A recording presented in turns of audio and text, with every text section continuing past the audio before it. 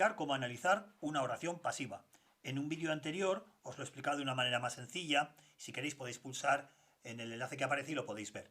En este caso, en este vídeo, voy a ir un poquito más en profundidad.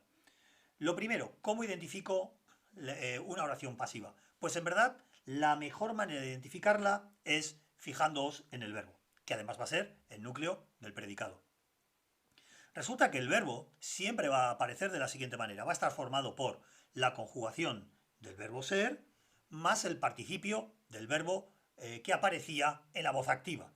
Es decir, esta oración, por ejemplo, en voz activa sería algo así como: el presidente leyó el discurso en el Parlamento.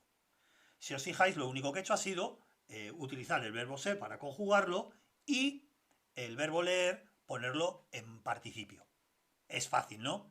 Es decir, lo que he hecho ha sido convertir un verbo transitivo en un verbo intransitivo. Así de fácil. Una vez que tengo esto, tengo que identificar el sujeto. Identificar el sujeto suele ser fácil, pero muchas veces necesito convertir la oración pasiva en una oración activa. En este caso, si me fijo, el presidente leyó el discurso en el Parlamento, el discurso, que era el complemento directo, en la voz activa, ahora se ha convertido en el sujeto. Va a pasar siempre. El complemento directo se convertirá, en este caso, en el sujeto. Pero ojo, es un sujeto paciente, es un sujeto pasivo. Es decir, que no hace la acción. Si os fijáis, el discurso no hace nada. ¿De acuerdo? De hecho, si le preguntáramos al verbo, nos respondería como si fuera un complemento directo. Por ejemplo, ¿qué fue leído por el presidente del Parlamento? El discurso. O, por ejemplo, lo puedo cambiar por el lola, los las. En este caso, lo fue leído por el presidente en el Parlamento. Si os fijáis, claro, es que responde al complemento directo que había, en este caso, la voz activa. Así que cuidado con esto. Pero generalmente lo vais a encontrar nada más empezar la oración, así que va a ser bastante sencillo.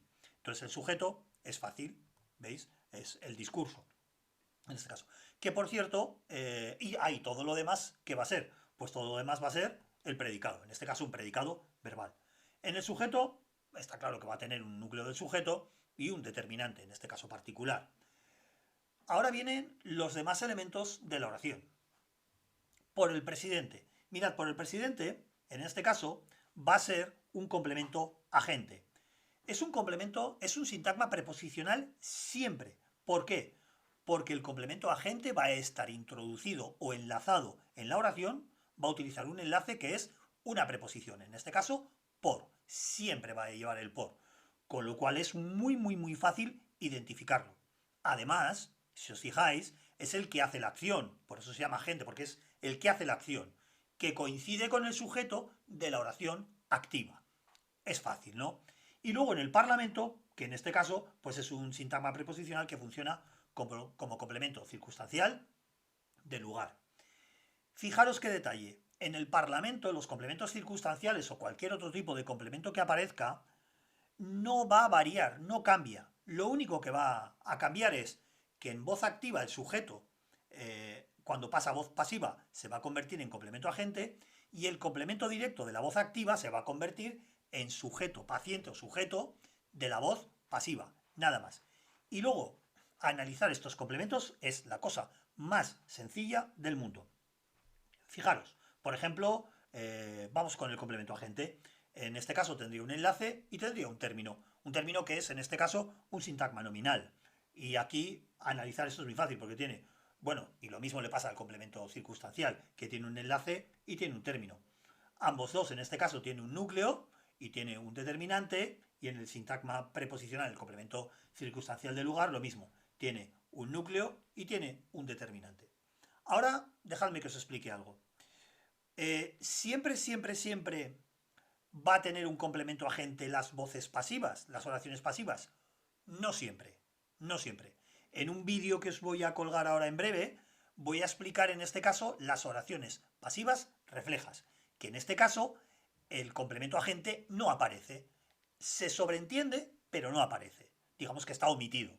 ¿De acuerdo? Entonces ahí sí que no aparece. Pero en este caso, que es un caso muy simple, está. ¿Cómo será esta oración en este caso? Pues en esta oración es muy fácil, porque será una oración, en este caso simple, predicativa, pasiva y enunciativa. Y por supuesto intransitiva. ¿De acuerdo? Bueno, espero que os haya parecido muy fácil porque de verdad que lo es y sobre todo que cuando os pida analizar estas oraciones lo hagáis de maravilla. Venga, hasta luego.